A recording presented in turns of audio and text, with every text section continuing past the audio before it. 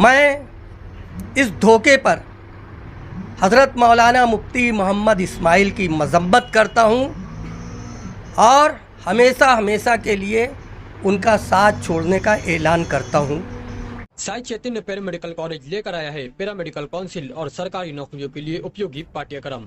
EMLT, radiology technician, health sanitary inspector में admission जारी है। हमारा पता याद रखें, Sai Chaitanya paramedical college, ruby city scan के ऊपर, मोची कॉर्नर। पहले मैं अपने शहर के तमाम शहरियों की अदालत में आपके मीडिया के ज़रिए इंसाफ और जो मेरे साथ धोखा हुआ है, मैं अपने शहर की आवाम से इंसाफ का तलबगार हूँ। मैं अशरफ़ी हूँ। मेरी निस्बत जिस मरकज़ से है, मालेगांव में बहुत अशरफ़ी होंगे। मैं जिस अदारे से, जिस खानका से जुटा हूँ, इब्राहिम सेठ नेशनल वाले के वक्त से वाल कंपाउंड के ताल्लुक़ से मैं मुफ्ती मोहम्मद इस्माइल से दरख्वास्त गुजारिश करता रहा और वो हर मरतबा मुझको कहते थे कि काम हो रहा है। इब्राहिम सेठ दुनिया से चले गए, वो काम नहीं हो पाया। फिर ये MLA बन गए और उन्होंने कहा कि सब कागज़ात ला के दो। सदर साहब और दीगर ज़िम्मेदार उलमा इकराम ने उनको कागज़ात दिए।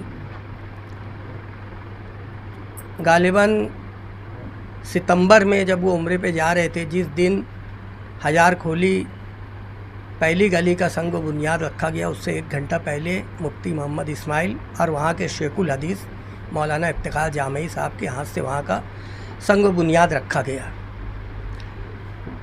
और वो उम्रे पे चले गए।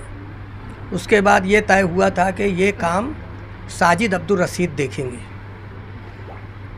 बहरहाल हम लोग उस काम को लेकर साजिद अब्दुल रशीद से राब्ते में थे, अराकीन राब्ते में थे। उसके बाद वो काम नहीं हो पाया तो मुफ्ती साहब से मैंने कई बार शिकायत की। उन्होंने मेरे सामने कहा कि साजिद अब्दुल रशीद बहुत कमीना आदमी है और उसने अपना जो काम था वो पलटा कर दूसरी जगह कर दिया। बहरहाल अतर भाई, मैं वादा करता हूँ कि वहाँ तक अतिक्रमण हटाना और वो काम करके देना, ये मेरी जवाबदारी और जिम्मेदारी है। लेकिन कुछ बात बन नहीं रही थी। अभी चंद रोज़ पहले जैसे कि सदर साहब ने और ज़िम्मेदारों ने बताया कि कुछ मामलात को लेकर वो लोग कारपोरेशन पहुँचे और वहाँ पर ये बातें सामने आई। सदर साहब ने मुझको खुद फ़ोन पर बताया, मिल के बताया कि मुफ्ती साहब ने कहा है कि इनको थपथपाते रहो। वो एक दारुल उलूम है, अल्लाह और रसूल की तालीम दी जाती है और ये अपने आप को नायब रसूल कहते हैं। वो तो सिर्फ वो नायब रसूल कहते होंगे, लेकिन मैं उनको पता नहीं क्या क्या बोल कर खिताब करता था और मैं झोली फैलाकर आवाम से वोट की भीख मांगा, गिड़गिड़ा कर, गिरियाजारी कर, गला फाड़ कर। लेकिन यकीनन शहर धोखा खा गया। कहीं ना कहीं उसका मैं मुजरिम हूँ। आपके मीडिया के ज़रिए मैं अपने शहर की तमाम आवाम से अल्लाह और रसूल का वास्ता देकर माफ़ी का तलबगार हूँ कि यकीनन मैं भी और शहर को लोगों ने भी बहुत बड़ा धोखा खाए। मैं उनके दारुल खैर पे कहता था कि मुझे कोई मकाम और मनसब नहीं चाहिए। अगर कौम और मिल्लत के लिए दारुल खैर पर अतर अशरफ़ी को झाड़ू देना पड़ेगा तो मैं झाड़ू भी दूंगा। आप लोग गालिबन इस बात के गवाह होंगे। बहरहाल इस हादसे ने मेरे दिल पर नस्तर मारा, क्योंकि वहाँ से मेरा रूहानी रिश्ता है। मैं इस धोखे पर हज़रत मौलाना मुफ्ती मोहम्मद इस्माइल की मज़म्मत करता हूँ और हमेशा हमेशा के लिए उनका साथ छोड़ने का ऐलान करता हूँ कि ऐसे धोखेबाज के साथ रहना अपनी मिल्लत को धोखा देना है। मैंने ज़िंदगी में नहीं सोचा था कि मुफ्ती साहब को छोड़कर कहीं जाऊंगा। मैं कहता था कि अगर मुफ्ती साहब छूटे तो मैं सीधा घर जाऊंगा। लेकिन मुफ्ती साहब ही कहते हैं कि खिदमत खल्क के लिए सबसे बेहतरीन रास्ता सियासी रास्ता है। तो मैं अल्लाह से रुजू हुआ,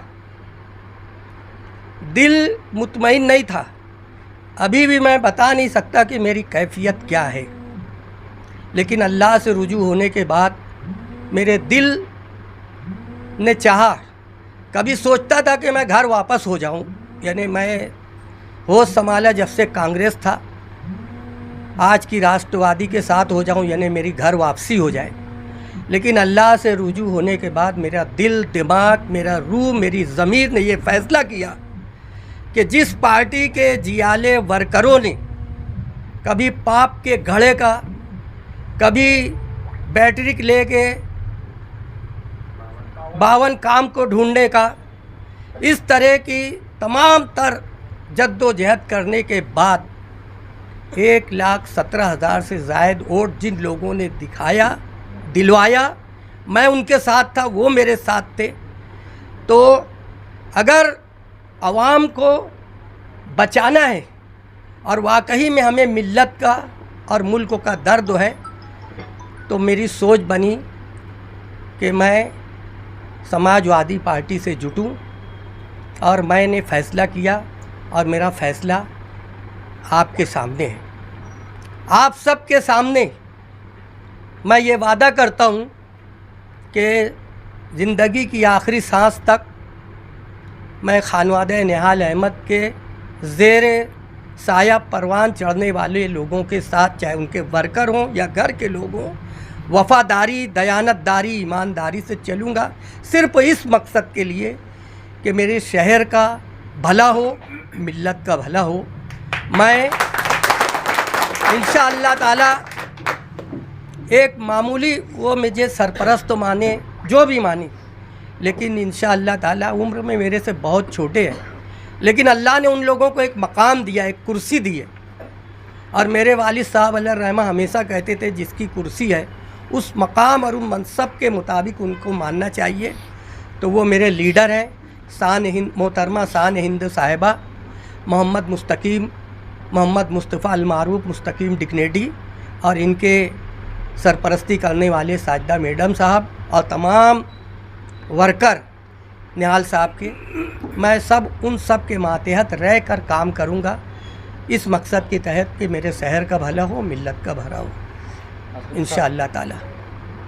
क्या आप मानते हैं कि ये 5 साल इस शहर के लिए बहुत ख़राब गुजरे या शहर का नुकसान हुआ? यकीनन इस बात का मुझे एहसास होता था, लेकिन मैं बहुत मर्तबा मशवरा भी देता था कि हमको ऐसा करना चाहिए, हमको ऐसा करना चाहिए। बस ये होता था कि ऐसा लगता था कि बस अभी चिराग रगड़ा जाएगा और जिन्नात हाजिर हो जाएंगे, क्या हुक्म है मेरे आका, और कल से काम शुरू हो जाएगा। क्या ये बात समझने में आपको 5 साल पूरे लग गए? देखिए, मैंने शहर की आवाम से माफ़ी मांगा इस बिना पे कि मुझे लग रहा था कि शहर की आवाम के साथ धोखा हो रहा है, लेकिन बस ऐसा था कि फ़ैसला नहीं कर पा रहा था मैं।